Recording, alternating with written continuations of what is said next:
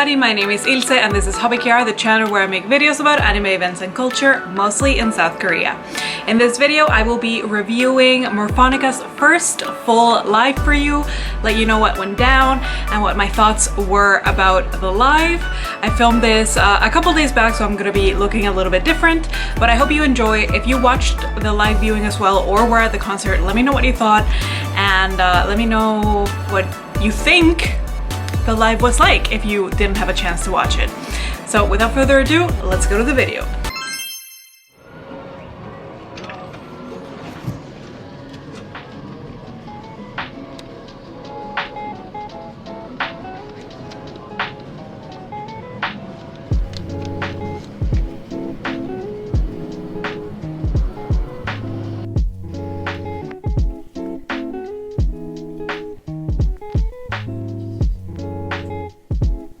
Hello everyone, I am back from MORFONICA. Why did I pronounce it like that?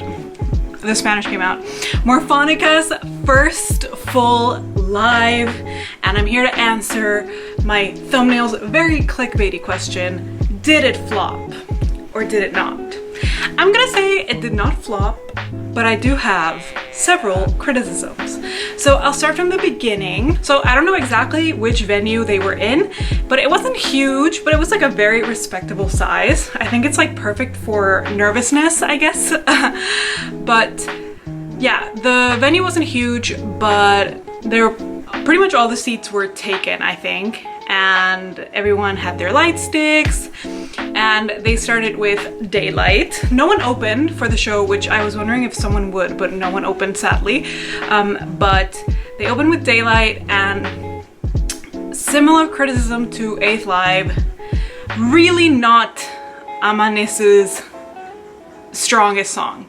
I have to be completely honest. For the first half of the show, it really made me question if like her agency is actually giving her singing lessons, just because I don't see significant improvement from the 8th Live to the first live. I know she's very busy, but considering that 2 of her projects are singing related, I was just expecting a little bit more improvement in terms of like vocal technique. But overall, I mean, she pulled through. The second song was Chance, the cover song, and that song really just is not her forte whatsoever. Oh, that one, like, it makes me nervous. Like, I feel like last time when she sang it in 8th Live as well, I just felt like she was gonna stop singing it all of a sudden. I don't know why, like, I just feel like she hesitates a lot with that song. But Amane aside, number 1, she looked super cute. Everyone looked so cute.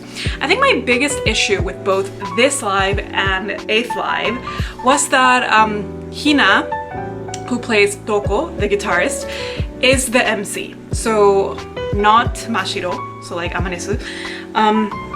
And I don't like that. Like, I understand that Mashiro is like a shy character, and that's probably why they're not doing it. But I do feel that the singer should kind of like have the role of MC. One of the reasons why I don't like the whole dynamic with Hina being the main MC is that for all the vocal prowess what the hell is prowess? For all the vocal prowess that Amane lacks, she makes up in stage presence. I feel like she has such a good stage presence. Her movements are very sharp in like a strange way.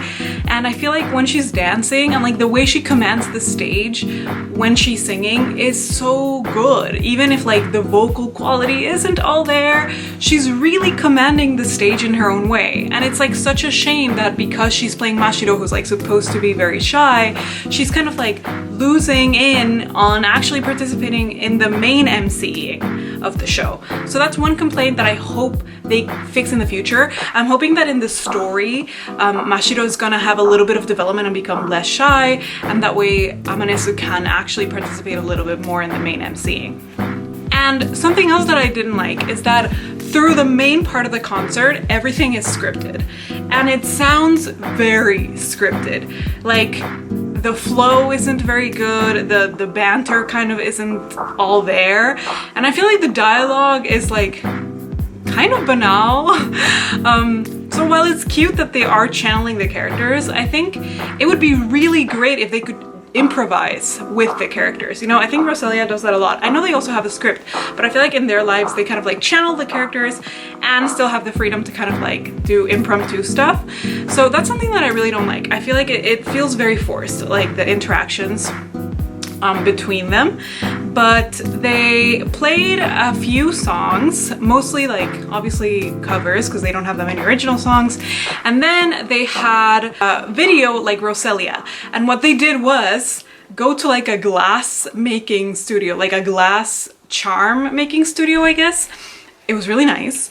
Number one, they all looked beautiful.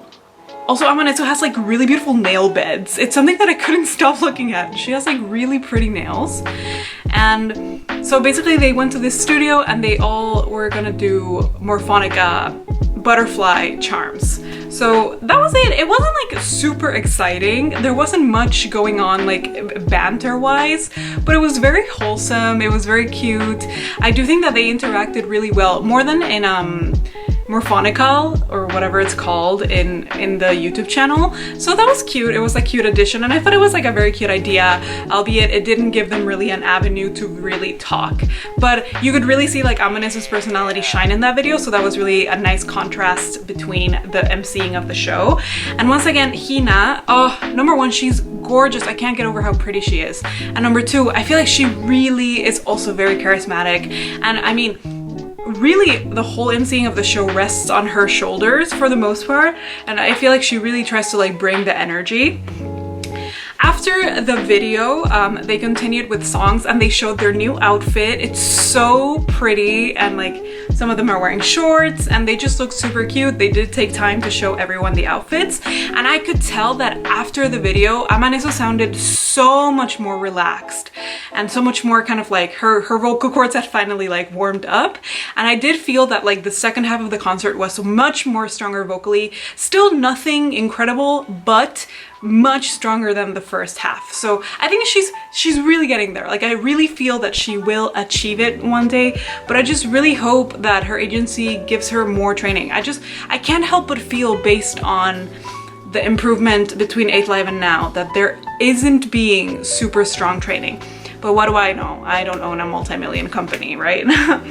So after a few more songs, finally they kind of like reached the encore part and they dropped the character act, and finally Amane started like emceeing and she's just so good at it. Like it's so impressive that someone so young can command the stage so well, and like she had really good banter with everyone, especially Hina, and it was just like really sad because I was like, this could have been the whole concert, you know, like Amane could actually be emceeing the whole concert, but instead she has to like kind of like conform to the super shy like it's the nature of Mashiro, which is fine. I understand it's her character, but it's just a shame. I feel like it's like wasting some of Amane's talent. But I get it that like it's nice that Hina gets some airtime as well, I guess. But overall, everyone else, I felt like Yuka, Mika, and Ayasa, I felt like they really didn't shine at all. There wasn't much interaction with them. I mean, they did have lines and stuff, and I understand that Rui's character, for example, is very reserved, but I felt like they felt a little bit like in the background. And one thing that I really dislike is that because Morfonica has the violin, obviously, Nanami, who is the bassist, is like in the back with the drums, and at least from the live viewing, obviously I can't see it live, but like in the live viewing it really feels like the bass is very hidden. And I do think that like, unlike the drums, which kind of have to be at the back because they're so large, there's no reason for her to be so far removed from everyone else. Although a formation of 4 people in the front and 2 in the back would be very strange. But yeah, I just felt like they didn't quite shine as much. But overall, they sounded great instrumentally, so I can't fault them on that. And I did feel that in 8th Live, this is probably because of Amane, but like they would have to up the tempo a lot and like change the tempo a little bit to catch up with Amane. And I feel like that pretty much didn't happen. But I also am not like a musical genius, so maybe it did, but I really feel like it didn't. That was my opinion on kind of like the other instruments. But yeah, overall, like I think my favorite part was that the end. I just felt like Amane was such a natural. She really was like in her element, kind of like emceeing, And at the very end, when everyone was giving their kind of like goodbye message, she cried a lot, and it just, I could see that it was so heartfelt. I can't even explain, I can't even like begin to understand kind of like the relief she must have felt that it was finally done. We all know the intense amount of pressure that she's been under for this concert with like bullying and people's opinions. And I mean, I can't like super understand Japanese, so I'm not sure what people's thoughts of the 8th live was, but she cried a lot and she looked happy. I think that she was proud of herself, and I could tell. I think she should. Once again, she's not the strongest vocally. I think she has a very, very, very, very long way to go in that area, but she gave the show. Like, she did it. She pulled through till the end. She captivated me, honestly, like the audience. I felt captivated by her movements, her stage presence, her command of the stage, even if she didn't have a lot of dialogue. And I think she has like such a bright future ahead of her, truly. And it was just like very touching the way she cried at the very end. And I mean, it's so much pressure, she's so young, so it was very genuine. I really felt like the concert felt very human after that moment, for something that is actually very artificial, because Bang Dream is a franchise. Like, the band was formed merely for like the game and for profit, pretty much.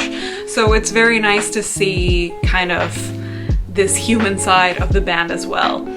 Overall, the live was good. There are improvements to be made, I think, mostly with Amane's voice, but it was really good. I mean, it was a good experience. They pulled through solid till the end. They had good interactions between them. I think the audience really enjoyed it. And I think as they get more and more songs, things are obviously going to improve, because right now it's mostly covers, and I think it's always more hype when they actually sing their own songs. But overall, I really enjoyed the live, and this goes to show that you can like be critical of something and still support it and enjoy it, because I have been very critical of Morphonica since they were announced, and since I heard Daylight for the first time, and here I am literally paying my own money to go watch the live viewing of a band that I'm actually not that into. If you saw my Bang Dream tier list, you will see that I rated like Morphonica characters all pretty much at the bottom. But still, I want to support the franchise, and I can see that they're working very hard, so I am not going to take that away from them. Thank you so much for watching, guys. I hope you found the video interesting. If you were curious about the live, let me know what the video kind of like showed you, or how it compared to your expectations, and let me know if you think I said something that you think differently about. So as always, thank you so much for watching, and until next time, goodbye.